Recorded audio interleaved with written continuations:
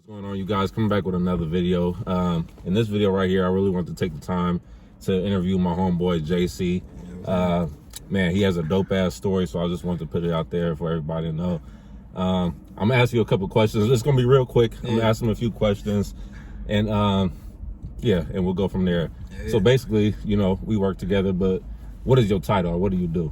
I'm a certified welding inspector, and my job is to make sure that buildings, bridges, anything that has to do with construction, welding, it goes according to plan.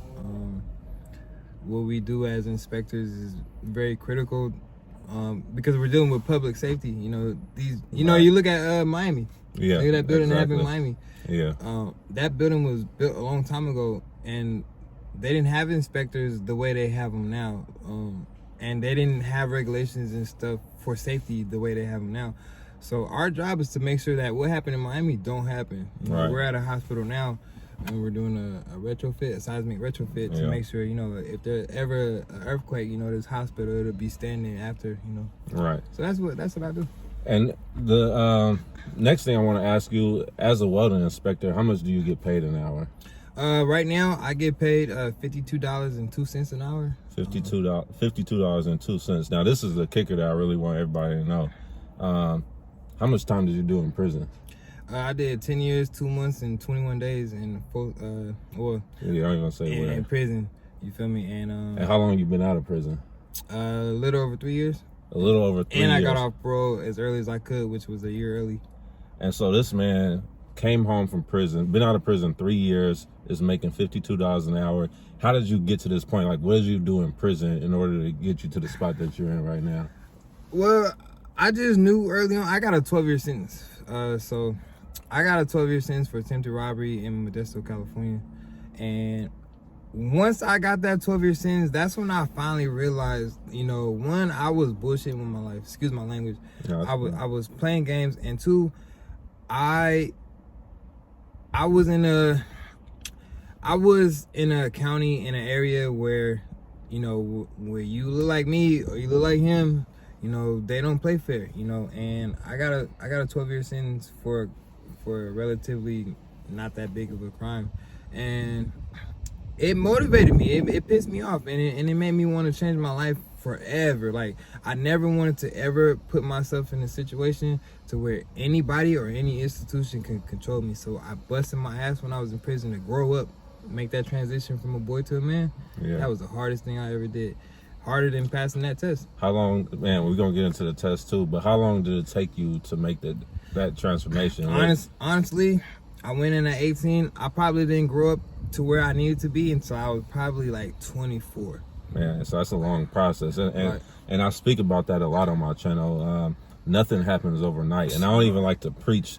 You know what I mean? Get rich quick, change your life overnight. Like, I don't believe in that. I feel like everything is a process. It takes years to make that transformation. Absolutely. And I look at my situation, you know, the same way. Like, it took what I went through in order to change me, and that was a long process as well. So and now you're a welding inspector. I want to talk about that a little bit too.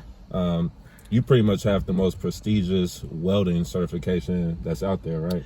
Yeah, so in order to be a welding inspector, you have to pass the hardest test in the construction industry in the entire world, on the face of the planet.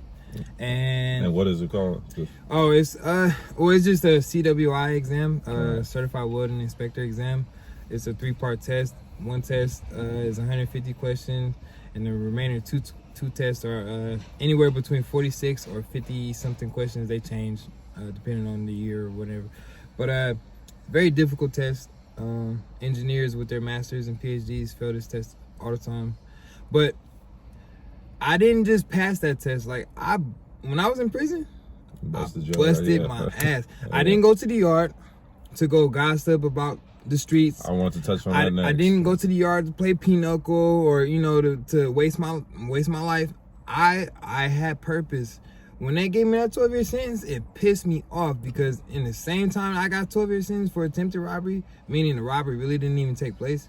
2 people. Also, it didn't take place. Yeah, two people got 11. One got 11 years for manslaughter, and another person got 6 years for stabbing his stepdad in the chest with a screwdriver 16 times. I got 12 years for attempted robbery. Oh, it pissed me off. And so that anger, I turned that anger into fuel for my motivation to stop bullshitting with my own life. And I had to take accountability for my actions. And they gave me that 12 years, and a lot of people think that 12 years was excessive. At the end of the day, I shouldn't have did what I did. I wouldn't have never got that 12 years if I didn't do what I did. And that's another key too. And I'm glad you said that, JC, because self-accountability is key. You never gonna get to where you need to be if you don't look in the mirror and address, you know what I mean, your responsibility and whatever it is that you may have done. So, man, I just think that's important. And it's funny because we actually haven't even talked about my YouTube channel at all. Right. But he's speaking on everything that I like to talk about. So, and I felt like his energy, so I already knew it was gonna be a good interview. Right. But appreciate it. Yeah, and it's a lot of people that I mean, my channel's kind of half and half. I got people who ask me about construction inspecting. Right. I did some credit videos. I do some workout stuff. Absolutely. But it's a lot of people out there who are trying to be in a position that you're in, and a lot of you guys haven't even been to prison. So I just want to, absolutely, exactly. So I want to use this as motivation, definitely for anybody who's going into prison. Like, man, don't look at prison. I mean, of course, it's a negative situation, but there's always a silver lining, and you can make that time in prison very useful, and you could prepare yourself, you know, for the rest of your life if you actually make use all the time. 10 years, like, man, you would be a fool to go somewhere for 10 years and not come out with nothing just because you think it's a bad situation. Right, real talk, man. Yeah. And I'll tell you this, I know. Look, I'm 31. You're 36, and both of us want y'all to know, one, it is absolutely okay to fuck up in life. Yeah, you need to almost. But as the same as it's okay to mess up, you got to take accountability for your actions. And you gotta be willing to grow. You gotta be willing to shut your mouth sometimes. Yeah. And then God gave you 2 ears for a reason and 1 mouth, twice, so you can listen twice as hard as you speak. You know, and sometimes in life we get so caught up with wanting to get money. We get so caught up in wanting to, like, you know, go to school and you know, we see the people we go to high school with, you know, the nerds that we used to make fun of, you know, they're all excelling and we want to be like them, but we want to shortcut. We can't shortcut nothing in life. You shortcut something, I promise you're going to end up paying for it later. Yeah, man. I couldn't have said it no better myself, but I didn't want to make this video too long. We actually already almost at 9 minutes, so I think that's the perfect time. Go ahead. Real thing, last thing. These youngsters, they got a lot of youngsters who kind of glorify prison. Look, I promise you, if you go to prison, it's not the end all be all, but it's nothing to glorify. Prison saved my life. I'm sure it probably saved yours too. But it only saved our life because, one, we recognize God set us there for a reason. You got to be willing to just fall back sometimes. With that, I'm complete. Enough said. You heard it from the man himself. I appreciate you for doing this interview, bro. Hey, much respect to you, man, for doing what you did in your past and being able to walk up out of it and come up out of it, man. I appreciate it. Same to you. Like, I'm trying to get in the position he's in right now. You already did, man. You see, we got the same vest on. We work for the same company. It is a little bit brighter than mine, though. All right, y'all. Peace out. For sure.